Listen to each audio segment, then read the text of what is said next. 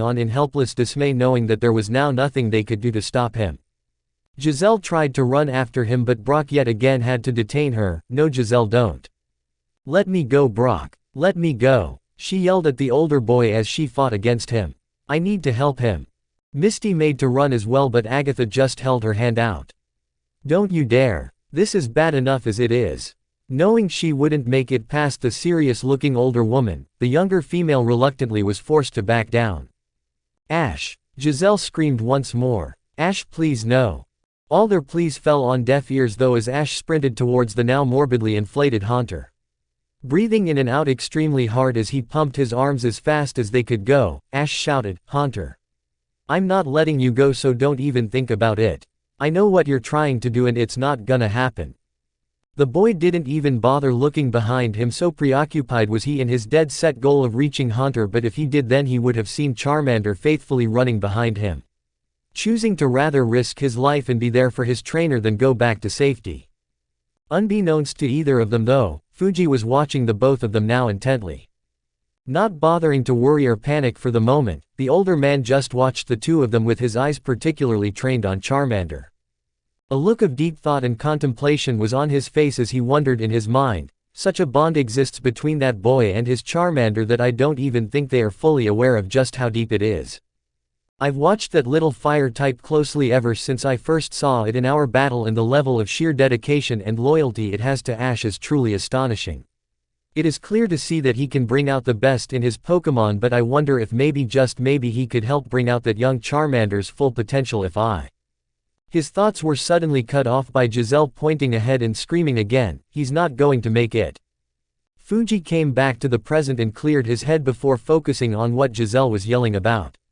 As he did, he saw that Haunter was starting to rise high up into the air while its bloated form began to pulse and fluctuate wildly. It was only in that moment that he realized a simple, undeniable and also very harsh truth. That said truth being that Haunter was now too high up in the air for Ash to reach and form a connection with it through whatever means he utilized to do so. With that sudden slap of cold undeniability in his face, Fuji felt his stomach drop and could only imagine the despair Ash must have been starting to feel as well in that same moment. Little did he know however that Ash was far from giving into despair. Even as hopeless as it might have been, the boy still charged Haunter, intent on finding some way to do what he knew had to be done for his, Haunter's and everyone else's sakes. Fortunately enough for him though, Luck, Arceus or perhaps even the small fire type running behind him seemed to be on Ash's side because just as the boy started to run out of ideas on how to reach Haunter so high up in the air, Charmander suddenly stopped and built up a powerful dragon rage within his body that he opened his mouth and then released with a roar of Char rrrrmaaander. The powerful dragon-type move exploded outwards with incredible force, utilizing some of the last of Charmander's energy as it was aimed right at Ash. The others saw this and Misty panicked as she screamed, "It's gonna hit Ash." However, to her and everyone else's surprise, the burst of draconian energy ended up hitting the ground right below Ash, the force of which caused an explosion that rocketed the boy straight up into the air and, coincidentally enough, towards Haunter itself. Quickly recovering from his shock of suddenly being airborne, Ash took the fortunate last-minute strategy of his Pokémon gratefully and looked up at Haunter as he extended his arms out. "Haunter, you're not doing this," he yelled as the star mark appeared on his right palm once again. Haunter was too far immersed in its nearing self-destruction to see Ash flying towards it and then, with a cry of sheer ferocious intent, the young trainer came in full contact with the Pokémon. His right hand landing on Haunter's bloated body just before the room yet again exploded in a burst of white light. XXXXXXXXXXXXXXXXX. Ash opened his eyes and for the fourth time found himself floating within the dimension unique to the star mark. Looking up directly in front of him, Ash's whole face seemed to drop to one of exasperation and frustration. The reason being that Ash could no longer see Haunter like he could the last two times he was in the connected state with it. This time he was looking at a cocoon of swirling dark mist. Not the thick dark shadows of evil from before but more like just a black, dark mist. A black mist of energy. Ash didn't know what he was going to encounter on the other side of the veil but he did know that he had to find out so, with his mind made up, Ash started forcing himself forward across the weightless, anti-gravity space of swirling, multicolored energies. The effort to make himself move forward was not only awkward since he was floating, but it was also extremely difficult to do so. Like he had 100-pound weights strapped to his legs that was only letting him move a small amount at a time. Gritting his teeth and grunting inside in frustration, Ash continued to move forward like he was making his way across a 100-meter stretch. After what seemed like hours but was really only minutes, he finally found himself standing in front of the cloud of dark mist, looking up at it like it was an impassable fortress. Taking a deep breath, Ash put his hands out and let them make contact with the dark mist, finding that they passed through unimpeded into a cold, almost chillingly empty void beyond. Confusing him a bit and more than worrying the young trainer since he didn't know what he would encounter on the other side of the mist, Ash knew deep down that he had to do it if for none other than Hunter's sake. He had come too far and now wasn't the time to back down. Steeling himself, Ash allowed his body to pass through the dark mist and into the blurry, obscure and eerie domain beyond it. As soon as he did, Ash found his eyes almost immediately having to readjust themselves to the extremely dim light within the veil of shadows. Keeping his arms in front of him, Ash slowly made his way through the thick darkness for several moments before he was eventually able to make out a shape some distance away. Squinting his eyes, Ash continued onward with great effort until he found himself finally breaking out of the mist and into a small circular clearing within the dome of darkness. To Ash's great shock and utter confusion, what he saw floating in the middle of the space was something he didn't expect.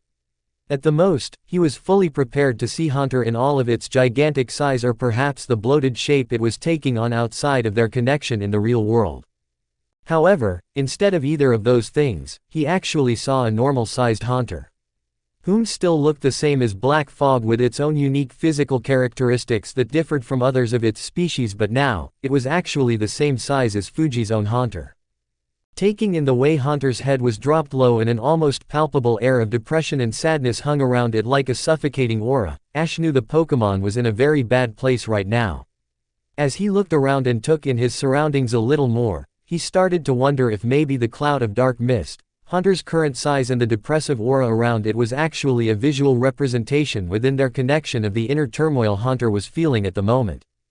He knew that Hunter wasn't always gigantic from what Arceus told him, nor was it always able to wield the unnatural, shadow powers it had demonstrated at the beginning of the night while still controlled by the darkness that had been surrounding it then. If that was the case, then maybe, just maybe, what he was seeing now was really Hunter's original form before everything bad had happened to it. Feeling his heart go out to Hunter even more so now than it already was due to the suffering Pokémon's decision to basically kill itself, Ash slowly moved forward and spoke in a soft voice, "Hunter." He received no reply or even acknowledgement that it heard him, but he continued to try. "Hunter, please listen to me. Out of everything you have ever done before, I'm begging you to please listen to me."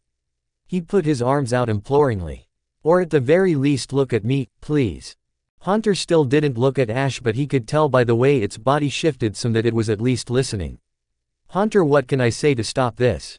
What could I ever possibly do to take away the pain and the horrible memories of the life you've lived?"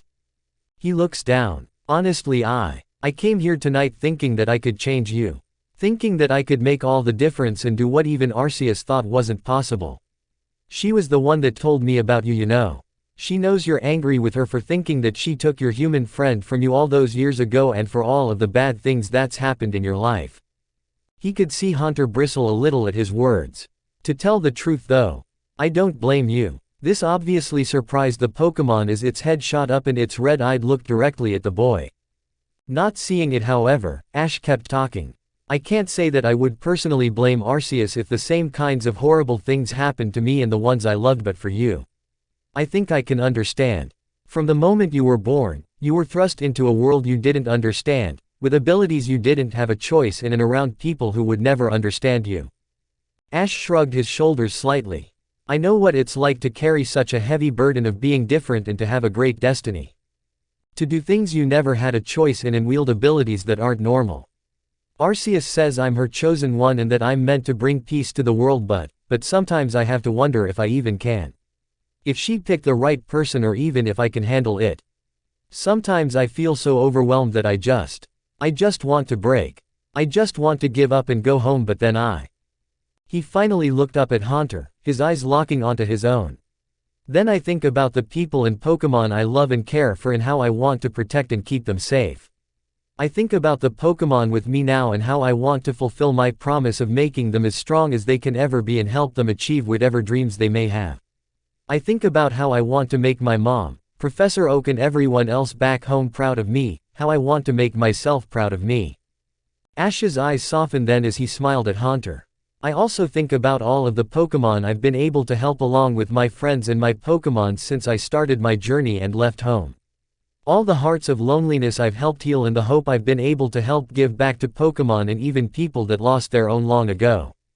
Ash's smile remained as he said next, I think, of the ones like you, Haunter. This clearly shocked the very old, yet longevity blessed, some would say cursed, ghost type as its eyes widened at the boy's proclamation. Ash tilted his head a little and chuckled. It's funny how things in life happen and how they take completely unexpected turns without us even noticing. Well, sometimes we don't. Other times they're really extreme and harsh turns that kick us down into the dirt where we feel like we don't want to ever get up again. The boy sighed. The fact is though, we can blame whoever we wish. We can get mad at anyone we want and even say it's Arceus herself's fault. In the end though, it's not. It's just life. Life can be amazing but it can also be cruel and knock us down on our asses a lot of times. When that happens we can either get mad and just hate the world and want to make everyone else feel our pain, or we can stand back up and brush ourselves off. Put a smile on our faces and keep moving forward, taking whatever life has to throw at us and never give up. Haunter's face seemed to drop as, for the first time, Ash could clearly see guilt revealing itself within the Pokémon's eyes. Seeing this and knowing he had a chance at finally helping to turn Haunter around potentially, Ash spoke quickly again. I know you feel guilt for what you've done to others over the many years, and I also know that your past is full of more regret, shame and self-loathing than I could ever imagine. Yes, it's true you did bad things, and yes, it's true you allowed yourself to become a monster. He smiled again. But that's not who you are anymore. I can see it. I know that you desire to change and be different, Haunter, I know you do. The only one keeping you from changing is yourself. You are allowing yourself to be so eaten up with guilt and shame that you have convinced yourself that there can be no redemption and no peace in your life. Because of that, you've made the decision to take your own life, but tell me, what will it change? What will it help? Haunter looked at Ash again in confusion and the boy elaborated, say you do this and your soul moves on to the next life. What escape from your guilt and pain will you have then? You didn't try to make anything right or atone for the mistakes that you made and the bad things you did. All you would have done is take the easy way out and became a quitter. In turn, you also leave behind those that are going to blame themselves for not being able to help you and are also going to miss you when you're gone. Ash could see Haunter's complete disbelief that anyone would ever miss it, shown by the sardonic expression that its surprisingly emotionally expressive red eyes were now giving him. You don't believe that, do you? You don't believe that anyone will miss you if you die right now? If that's what you truly believe, then I'm sorry to tell you this, Haunter, but you're dead wrong. There is someone who would mourn for your loss, and do you know who that would be? Ash then pointed at himself. It would be me, I would. The ghost type visibly flinched back at Ash's admittance and at the same time, felt a great amount of confusion within itself. The boy floated a little closer and nodded. I may not know you, Haunter, and I can't say I care for you too much yet, but I can say that I do hold compassion and sympathy for you. Even though you tried to kill me a few times. He grinned jokingly. I still feel the same even now, and all I want is to help you. I want to help take your pain and bad memories away. I want to help you get rid of those scars of betrayal you have and teach you that life is much better and much more wonderful than you have ever thought or imagined possible before. Ash came closer yet again, but this time, Haunter didn't move back, its eyes locked on Ash with a mixture of both caution and perhaps even slight hope as it stayed in one place. Don't you want to know what it's like to be cared for and to be happy? Don't you want to be able to count on someone other than yourself and know what compassion and even love is like, Haunter?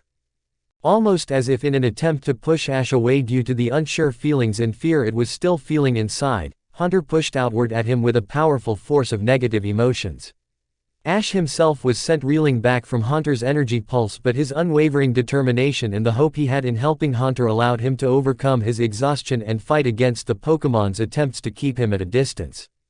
Holding his arms out in front of him with his body bent forward, Ash fought to get to Hunter again, even as the dark mist around them both started to swirl and twist wildly. Hunter fought and struggled with everything it had to keep Ash away, terrified to let someone in again as it kept pushing more and more pulses of dark energy at him. Ash for his part was in his own state of firm, unwavering resolve. His entire being was fixated on getting to Hunter and cementing their connection no matter how hard he was getting pushed away. Grunting with immense effort, he shoved back at Hunter with his own pulse of compassionate and caring motions that were practically bleeding from his heart, effectively causing a duel of wills between the two of them. A battle in which, amazingly enough, Ash was starting to win. Moving his arms forward rapidly like he was trying to run and with his face turning red from exertion, Ash shouted at Hunter from across their mental link, "I'm not giving up, Hunter. From this day on, you are going to know compassion and you will never be alone again. I am not letting you die." With those final words of solid resolve spoken, Ash yelled across the link again and threw himself at Hunter, the Pokemon's eyes widening in actual fear as it expected something terrible to happen for failing to keep Ash away. To Hunter's near heart-stopping shock, instead of feeling pain or any one of the other horrible fears it had speeding through its mind at what Ash could possibly to do it, the spectral Pokémon instead felt an immeasurable warmth spread through its entire body. A completely foreign and long-since alien sensation to the ghost type, like a memory that was once there and then disappeared far out of the mind's ability to recall it long ago. Looking down, Hunter's red eyes showed its stunned surprise as Ash had his arms wrapped around its body while he hugged it tightly. The boy smiled and spoke the answer for Hunter's confusion. "Do you feel this, Hunter? That warmth and comfort spreading through your body right now? There's nothing wrong with it and it doesn't mean anything is wrong with you either. This is what it feels like to be cared for and to know love, to let someone else in and be there for you." Ash hugged Hunter closer still and continued, "I promise you, Hunter, that if you let me, I will always be there for you and I will always care for you. I'll help you see the beauty and good in life again if you just let me in. I know it's scary and I know opening your heart after enduring so much pain is hard to do, but if you can trust again, if you can just give life one more try, I swear I'll always be there by your side." Pulling away then, Ash kept his hands on Hunter's ghostly shoulders as he smiled sincerely at it. "I will be your friend. Until the very end, and you have my word." Hunter just looked at Ash for several moments with an unblinking, disbelieving expression on its face, almost as if it was staring into Ash's very soul for any shred of dishonesty or deception, unable to believe that anyone would show it such kindness and compassion after all of the terrible things it had done to so many others before.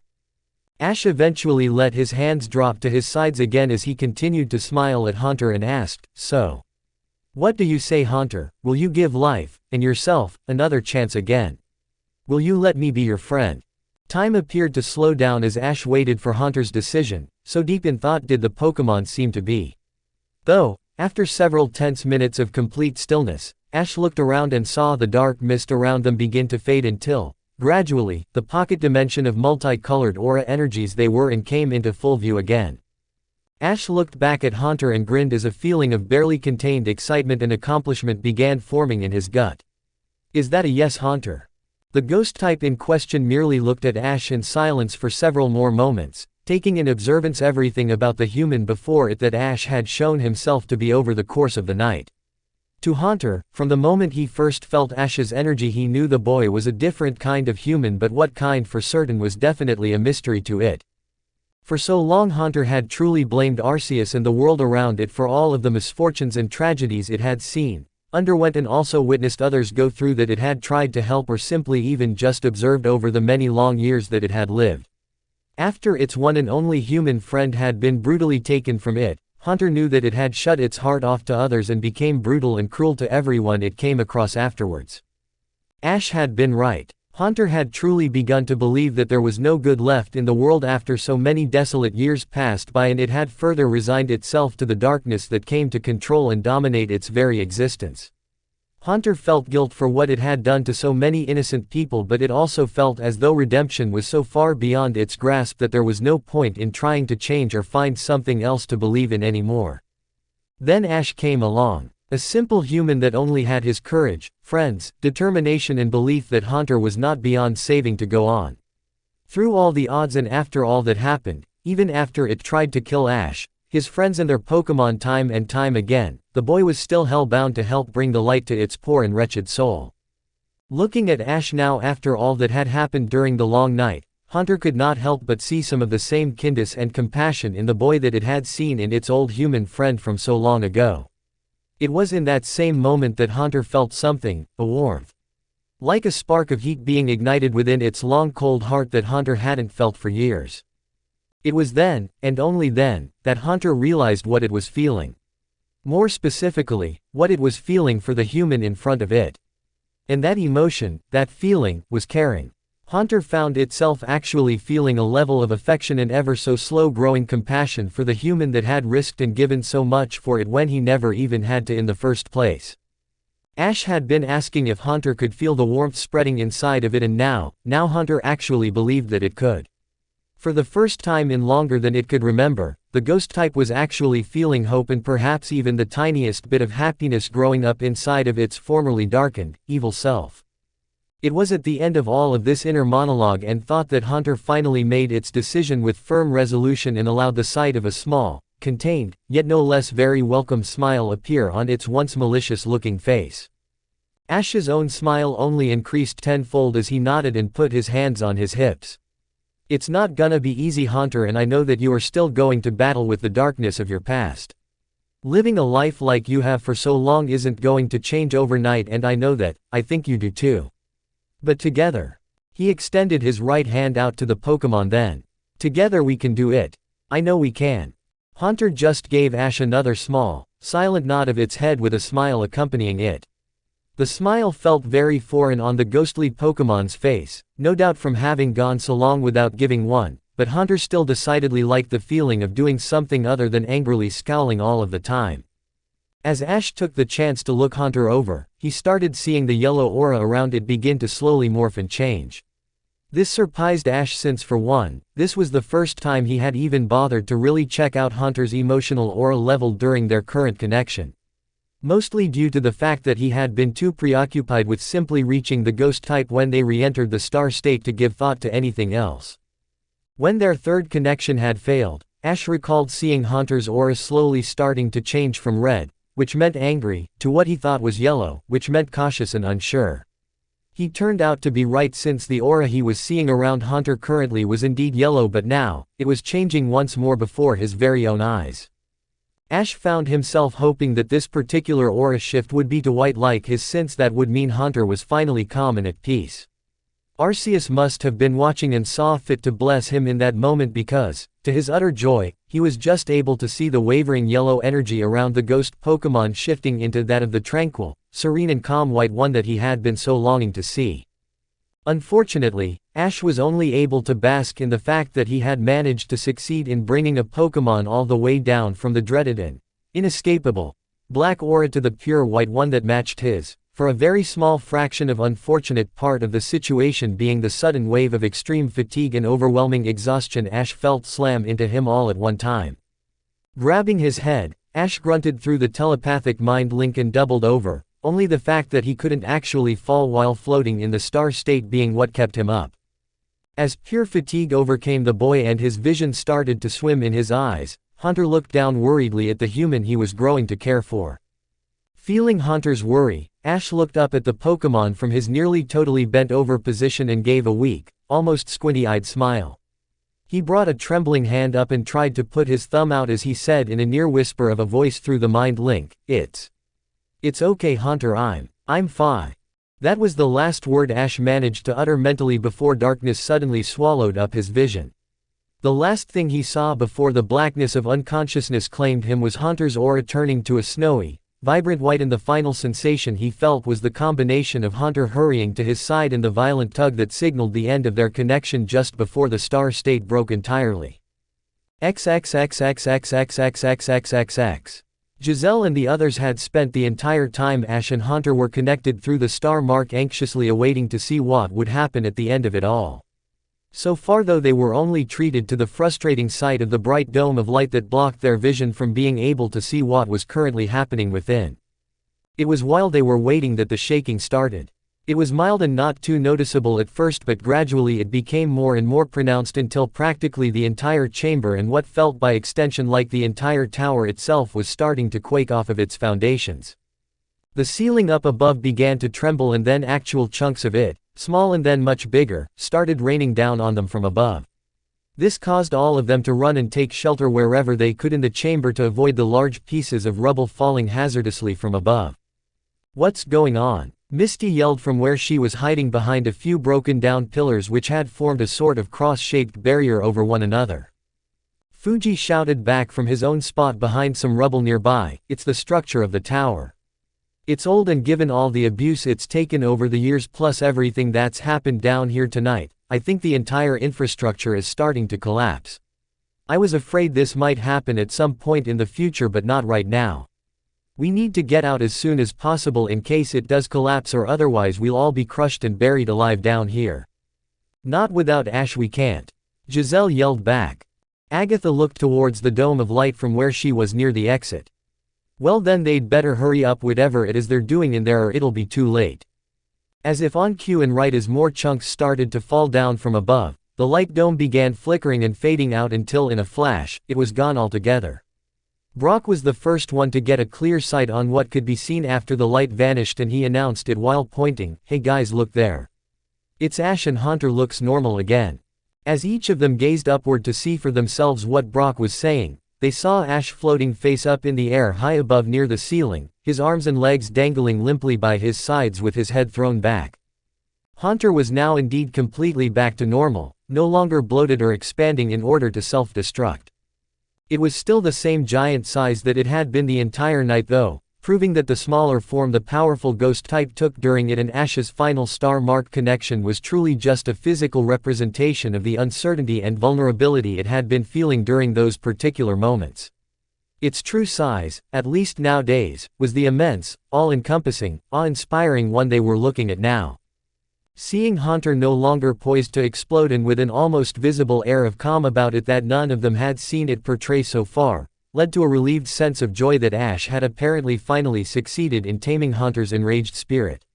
However, it also led to a feeling of panic and terror for everyone at the sight of Ash hanging limply in the air. Giselle shouted Ash's name along with his friends, Fuji and Agatha, while his Pokémon, including Pikachu who had woken up a few minutes earlier, all called out to him as well in great worry for their trainer and friend. As they all watched on while feeling a dreaded sense of hopelessness at the situation, Haunter's eyes glowed a faint blue, and then the same bluish glow that had been around Ash the entire time but had been too dull for any of them to see, started to become much more pronounced around him. Then, with great care and careful concentration, Haunter started to lower Ash down to the floor below until he came to rest on the hard, broken stone ground.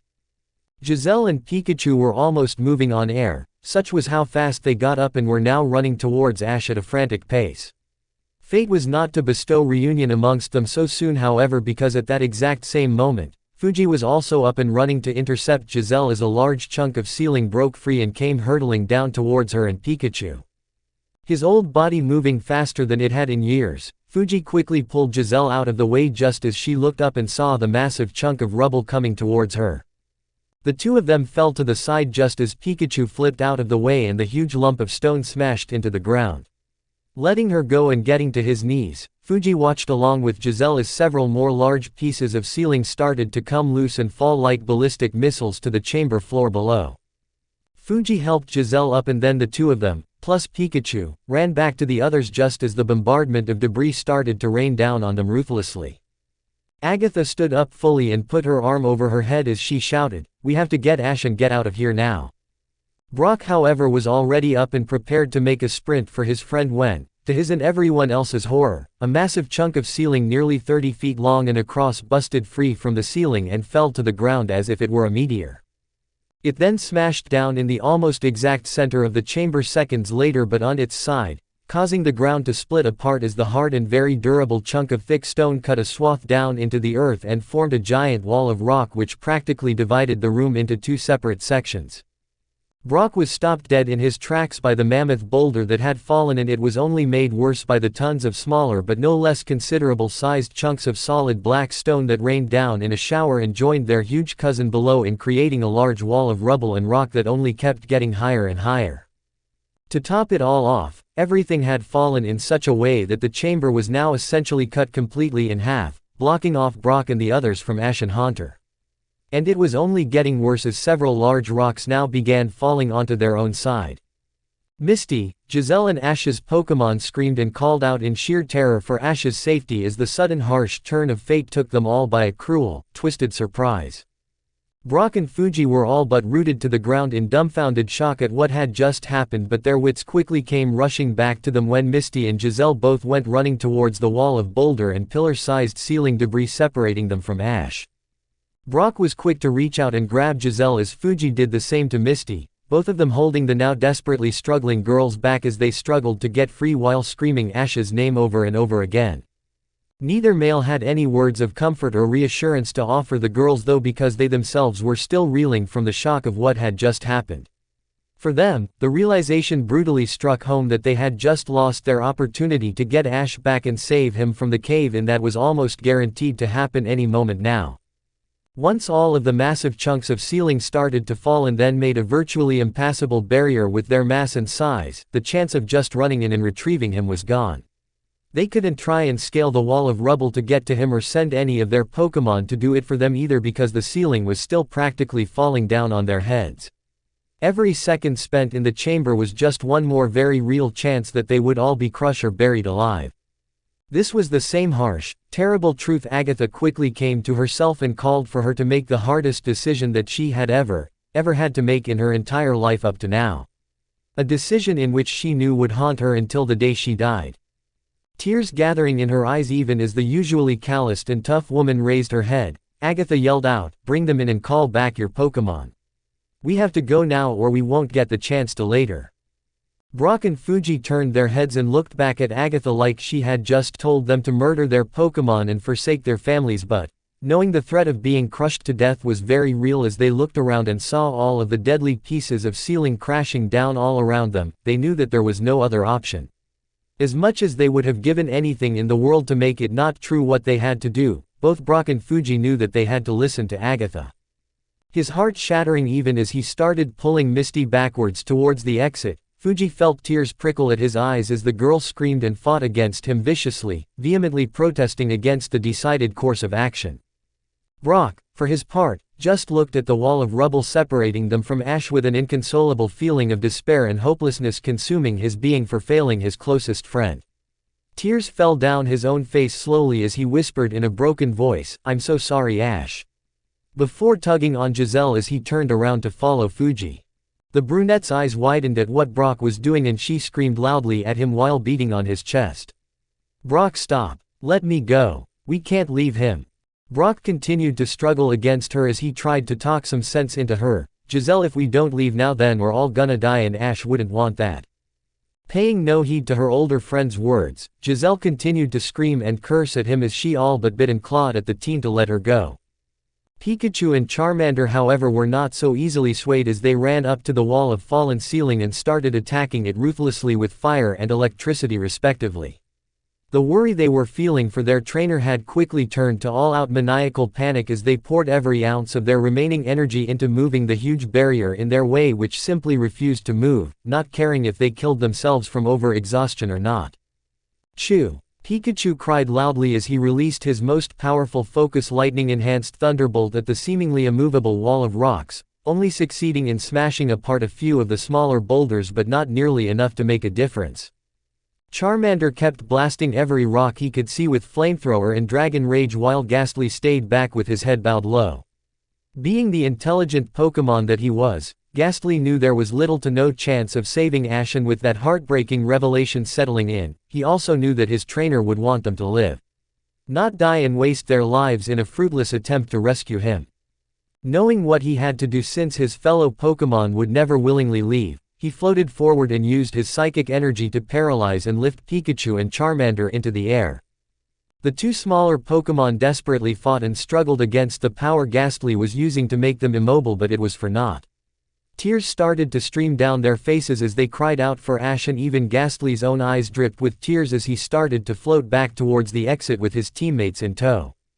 For the three of them, it wasn't just the loss of Ash that was weighing heavily on their minds, but also the fact that the other Pokémon, their teammates and friends, whom he still had with him in their Pokeballs, were going to perish just the same as he was. And that thought alone tore at Ghastly, Pikachu and Charmander's hearts like no other. Agatha stood by the exit ushering everyone through, and once Ghastly went by her, she looked and saw that Brock and Fuji were struggling to hold on to Giselle and Misty. Taking a page from Ghastly's book, she called out to her Gengar again and had it use its own ghostly power to immobilize and lift the two struggling girls up into the air. Having their hands free finally, Fuji and Brock returned their own Pokémon and then beckoned for Misty and Giselle's to follow them before turning and running out into the much larger antechamber outside. Agatha watched her Pokémon carry off Misty and Giselle, both of whom were still shouting loudly, before turning back and looking at the collapsing room around her. Zeroing her eyes in on where she knew Ash was beyond the wall of debris, the old woman let her eyes fill with tears of sorrow before saying quietly, "Arceus, please forgive us, forgive me." Turning away, she took off after the others as fast as her aged body could go and caught up with them quickly. The group of humans and Pokémon made their way out of the catacombs as fast as they possibly could while avoiding falling chunks of ceiling and collapsing walls at every turn. Eventually they managed to break through from the quickly crumbling stairwell that lead up from the catacombs and rushed out into the ground floor of the tower. They could see the pale light of the moon shining just outside of the still wide open door, and to the group of frenzied and adrenaline-rushed trainers, it was like a beacon of hope that if they could just reach it, their night of terror would finally be over. Finally, after a final burst of intense speed, the five of them plus the Pokémon managed to make it to the exit just as the largest part of the ceiling above the ground floor broke free from its once secure position and fell down before smashing into and destroying half of the entire entrance hall. On the outside, Brock and the others were forced to jump ahead just as the smoke and flying pieces of rubble from the destruction of the ground floor came shooting out of the door and effectively blocked it off. Fuji got up and looked up at the tower just as the entire structure started to shake and rattle. Knowing what was about to happen, the old man's eyes widened as he pointed up while yelling, "Everyone get clear. The tower's gonna fall." Agatha scrambled to her feet and yelled at Gengar to get Misty and Giselle away just as Ghastly did the same for Pikachu and Charmander. Brock quickly got Misty and Giselle's Pokémon together and then started to run along with everyone else in a mad dash across the cobblestone walkway that led to and from the tower. While they all ran frantically to get out of the way of the collapsing tower, the monumental structure started to groan and shake even more as cracks appeared all along its outside surface.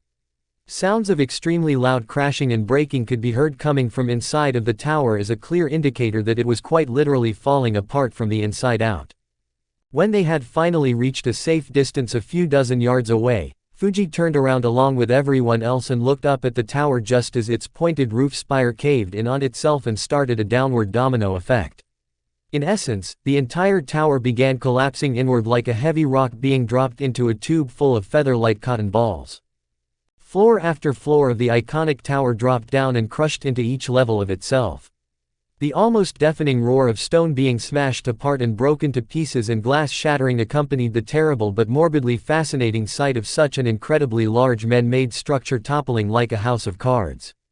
When the destruction of Lavender Town's most legendary symbol finally came to an end, Fuji and the others just gazed upon the huge dust cloud that was now covering the area in which the ancient tower once stood.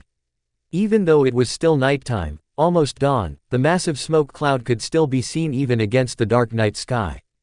However, in that particular moment, everyone gathered presently was in too much of a state of sorrow and all-consuming grief to give any thought to the fall of the tower. Fuji, Agatha and Brock's heads were dropped low as they tried to come to grips with the life they had just lost so tragically, while Ghastly and Gengar finally released the ones they had been holding in the grip of their ghostly powers. As soon as Misty, Giselle, Pikachu and Charmander were free, the former two just dropped to their knees with looks of complete despair and catatonic shock on their faces. Neither of the two young ladies were in the shape or sort of any kind to make so much as a noise, so overwhelmed were they by the unbearable catastrophe that had just so unexpectedly claimed the life of the person they cared equally as deeply for. Pikachu and Charmander however took off running towards the now ruined tower in a vain attempt at saving the life of their beloved trainer. Brock knew, just as well as Agatha and Fuji, that nothing anyone said could get through to them at the moment, so they just let them go. No one even made an attempt to try and comfort Giselle or Misty because none of them had the ability to do anything other than just stand there and drown in the feelings of failure and agony that they were feeling in varying degrees. Agatha was perhaps the worst of all of them in that moment, since it was her decision to leave.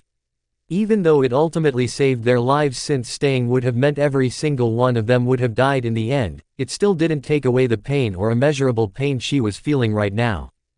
No one spoke, no one made a single sound. Sometimes in the wake of a terrible tragedy, people would flock together and let their heart-bleeding pain become known to the world through loud wails, sobs and virtual rivers and pools of tears, but then sometimes the pain and the shock was just so great that any rational thought of expressing one's grief in an acceptably normal way was completely and totally thrown out the window. This was, unequivocally, one of those times. While their human counterparts wallowed in their newfound despair, sorrow and self-loathing, Pikachu and Charmander arrived at the edge of what was once Pokémon Tower but was now nothing more than an immense pile of rubble and ruin. A few large stone pieces and chunks of stairwells were the only things now left of the once great tower, and the cloud of dust in the air gave a very distinct smell to the occasion. An aroma of which was not pleasant at all and basically resembled the smell that would have been released if someone brought a sledgehammer down and cracked open a piece of sandstone or any other rock that busted apart easily and then bent down to sniff the chalky dust released from them. Looking around wildly for any sign of Ash, Pikachu sniffed the ground madly while Charmander ran from rock to rock and tried to lift them up so he could see if Ash was under any of them. After several moments of heartbreakingly hopeless searching, Pikachu finally started calling out in a grief-stricken voice along with Charmander as they tried to somehow reach their trainer. Several minutes of this went by with obviously no chance of getting Ash to respond, and finally, Pikachu and Charmander both dropped their heads as tears fell from their eyes in earnest. It was a time of total despair and unrivaled sorrow for all of them that seemed to be in no way coming even near to a close. In fact, when the earth around the tower started to rumble and move, shaking the small loose rocks amongst the pile of rubble that made up what was once Pokémon Tower, no one even noticed it at first. Pikachu and Charmander were the first to realize something was happening, and their heads shot up just as they were able to sense a strange energy rising up from what felt like below them. Brock, Fuji, Agatha and the girls only noticed what was happening when the earth started to tremble in a very pronounced way. Looking at each other in confusion, they then turned their attention towards the ruins of the tower just as something incredible happened. Like gravity had been relieved just in that particular area, the large slabs of rock and concrete making up the ruins of the tower began lifting up into the air slowly but surely until after just a few moments, the sky was full of the suspended rubble as it just levitated in place, completely denying all laws of reality and physics to the amazement of everyone watching. What's happening? Misty stuttered as she looked up at the extremely unusual spectacle taking place before her very eyes. Before anyone could answer her, a large portion of the ground where the tower once stood started to cave in and drop away, leaving a massive hole in the center of it. Then, to the further astonishment of all watching, a large black and purple sphere began rising up out of the hole in the ground. The black ball of swirling energy spun and rotated around in the air as it emitted a strange humming sound. Wearily looking up at the unnatural object, Pikachu and Charmander stepped back slowly as the sphere lowered itself to the ground just a few yards away from the ruins of the tower and then came to a stop. Brock and the others all looked on with more than a little caution that was quickly replaced with total shock and awe as the large orb of circular energy began to fade away until, amazingly enough, Haunter could be seen scrunched up inside of it. The faces of everyone fell to slack-jawed disbelief as Haunter slowly unfurled itself and then stretched out to its true, extremely impressive, height. Its body expanding out and upward until the Pokémon formerly of pain and misery finally stopped enlarging. Raising high up into the air, Haunter opened its eyes and let its red orb slowly scan its surroundings while the ghost type breathed in the first bit of fresh, outside air that it had been allowed to take in for many, many years. Giselle tried to make sense of the situation as she pointed up at Haunter and sputtered, how, why? What's going on? Looking down at the humans and Pokémon gathered below it, Hunter fixed them with an impassive gaze before it steadily lowered itself down to their level. Fuji and Agatha were instantly on alert as Hunter came to rest just a short distance away. "I don't know how you survived," Agatha began as she stepped forward protectively in front of the kids. "But if you're here to cause trouble, then we won't hesitate to fight back." Gengar got in front of Agatha with a look on its face that said it would attack at the slightest given signal. However, instead of looking worried or even registering her statement, Hunter just continued to look at them all intently for a few moments. Eventually, Misty's temper took over as she stepped forward and shouted at the ghost type, "Haven't you caused us enough torment, Hunter? Haven't you taken enough from us? Why do you want to continue hurting us after you've already taken someone we all cared for and..." Tears formed in her eyes. "Loved so much?" she shouted yet again, "Tell me why." Instead of answering her, Hunter just opened its mouth widely before reaching its hands up towards its mouth. Everyone quickly went into instant alertness at Hunter's actions. Pikachu, Charmander, Misty and Giselle's Pokémon included. Completely flooring all of them and sending Misty and Giselle into a near-anxiety attack though, Hunter's mouth expanded more and more until suddenly, shoes could be seen appearing from with its gaping maw. Fuji's eyes, along with everyone else's except for Brock, widened almost comically as legs, a torso and then the familiar face and unruly hair of Ash Ketchum slowly appeared from within Hunter's mouth. Levitating slowly out of the ghost-type spectral body, Ash floated down and then came to a rest in Hunter's now cradled arms. Still unconscious, the boy was carried over to his friends and Pokémon in a surprisingly very gentle manner by Hunter, whom seemed to be carrying the young Pokémon trainer with a care and tenderness completely unlike its fearsome and dark appearance would suggest. The ghost Pokémon slowly reached out and laid Ash down on the ground while the others merely looked on without saying a word. Too consumed by their own shock to even register or let sink in what had just happened.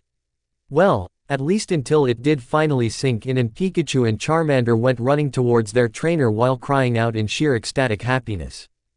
Eventually, Ghastly, Brock, Misty and Giselle all overcame their own shock and then rushed towards Ash as well while calling out his name. As the lot of them crowded around the previously thought to be dead boy, each of them began looking him over urgently to see if anything was wrong with him. Meanwhile, Fuji and Agatha were still in a state of disbelief and had yet to find their words. Sitting Ash up to cradle him in her arms, Giselle looked him over still with teary eyes as she said while almost not believing her eyes, he's okay." The girl looked up at everyone else. "He's really okay." She then hugged the unconscious boy tightly to her body as Misty reached out and gently moved Ash's hair from his face. "It's a miracle," she whispered reverently with a soft smile on her face. Brock, happy as he was that Ash was alive, erred on the side of uncertainty while Pikachu and Charmander, as well as Ghastly, joined in on rejoicing that their trainer was okay. Looking down at Ash, he shook his head. "How is this possible?" Fuji stepped forward finally and knelt down to examine Ash. "He looks fine all things considered. No serious injuries or wounds that I can see, this just doesn't make sense." "You're right, Brock, this is a most unusual and unlikely miracle indeed." Agatha finally got her wits about her again as she looked up at Hunter and asked suspiciously while leaning on her cane, "What did you do, Black Fog?" She wasn't expecting the Pokémon to give her any kind of reply until suddenly, the Pokémon's eyes glowed blue as several rings of similar colored energy came forth from them and started to encase the small group of people and Pokémon in a blue dome of energy. Looking around in surprise and bewilderment, Agatha and the others watched as the blue aura changed and shifted around them before scenes then started to play inside of the strange blue energy dome encasing the lot of them. Almost like a constantly revolving and all-encompassing television screen since the images being revealed to them were actually playing on the blue energy waves themselves like reflections upon water. The first scene was that of Ash and Hunter getting trapped behind the wall of fallen ceiling chunks down in the chamber before the tower collapsed. Fuji and the others looked on as boulder after boulder fell down around Hunter and the ghost type was forced to avoid and dodge as many as it could. A few hunks of rubble fell towards Ash but Hunter was quick to intercept and destroy them with its ghostly attacks and physical strength, effectively defending the unconscious boy however it could. Then, at one point, they watched as a particularly large section of ceiling went to fall and crush the two of them but Hunter was quick to action. In a very impressive display of pure power and control over its own strength and abilities, Hunter used its power to construct a dome of black energy around it and Ash, which quickly morphed into that of a sphere. The same sphere that they all saw appear from under the tower just moments beforehand. Then just before the ball of energy totally covered Hunter up, whom was starting to scrunch and condense itself up to fit inside, the Pokémon quickly scooped Ash up and dropped the boy into its open mouth, where he was then swallowed and dropped into a safe place within Hunter's massive being. Basically, Ash had been being kept alive and well within a pocket, a protective cocoon if you will, of Hunter's very own internal energy, which it had forced oxygen into so Ash could breathe.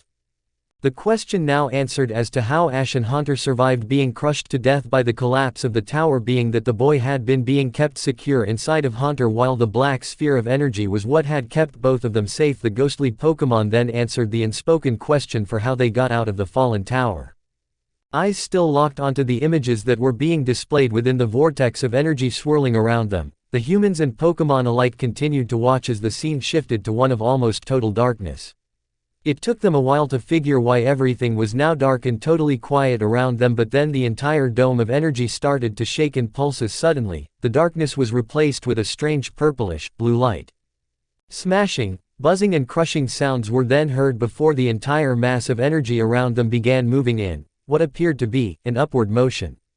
It took a while before they realized that they weren't the ones moving, it was actually the images they were witnessing that were. The dull purple-blue glow continued to pulse and cast colored shadows around them, while the smashing sounds in the background and the upward raising motion continued on.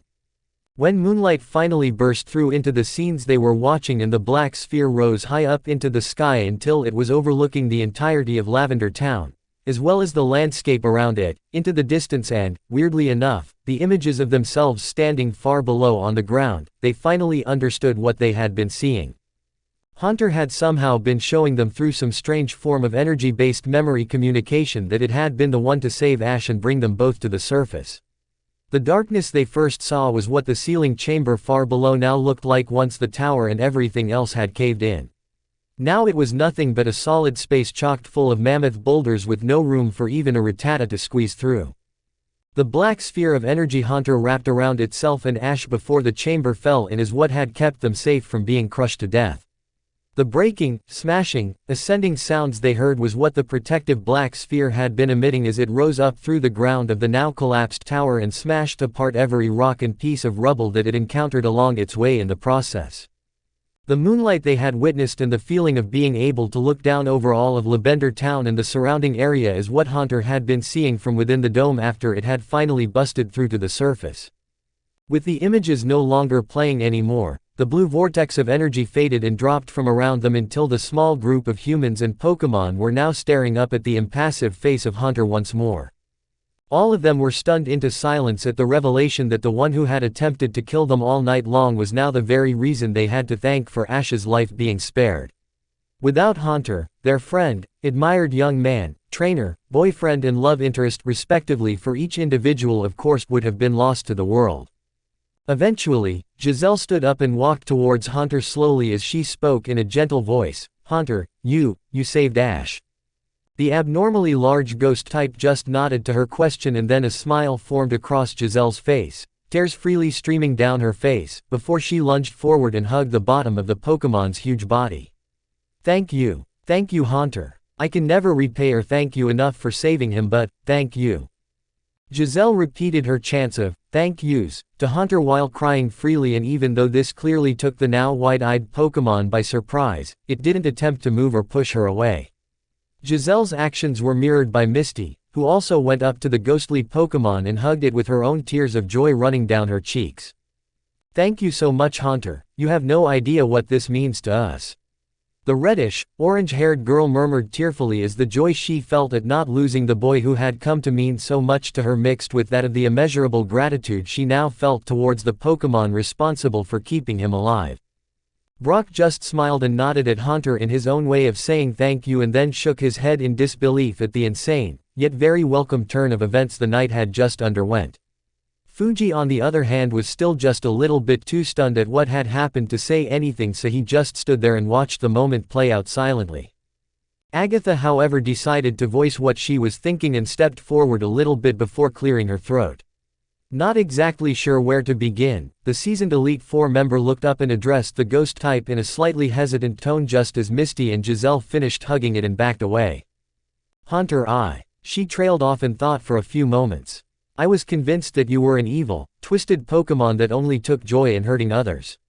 For so long I detested you even though you were locked away under that tower but looking back on it now I guess that perhaps I wasn't looking at things the way I should have. The old woman looked down at Ash and smiled faintly. It took a boy decades my junior and with experience in Pokémon and life in general not even close to the equivalent of my own to make me learn a valuable lesson that I think I had forgotten, or maybe even never learned. She slowly walked up to the unconscious boy a few feet away and looked down at his peacefully resting visage. This boy taught me that no matter what something may appear to be at face value, even through the first few actions it may commit, it doesn't mean you have the right to judge them and condemn their souls to eternal damnation and desolation.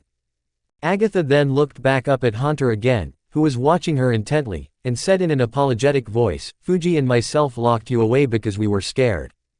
We feared what you could do and from that one lone act we saw you perform the day when Pokémon Tower caught fire, we were convinced that no matter what, you were a dark and evil creature that needed to be stopped. Not once did we stop to think about trying to learn more about you and instead opted to lock you away in the darkness and forsake all attempts at redemption or compassion. Shame crossed Agatha's face. I regret that now. I wish we would have shown you at least some manner of kindness but we did not. It took a boy stepping far out of his own league and putting himself into a life-threatening situation for Fuji and myself to see just how thoughtless we were originally. I may have made the call to leave the chamber earlier but when we thought Ash had died I couldn't.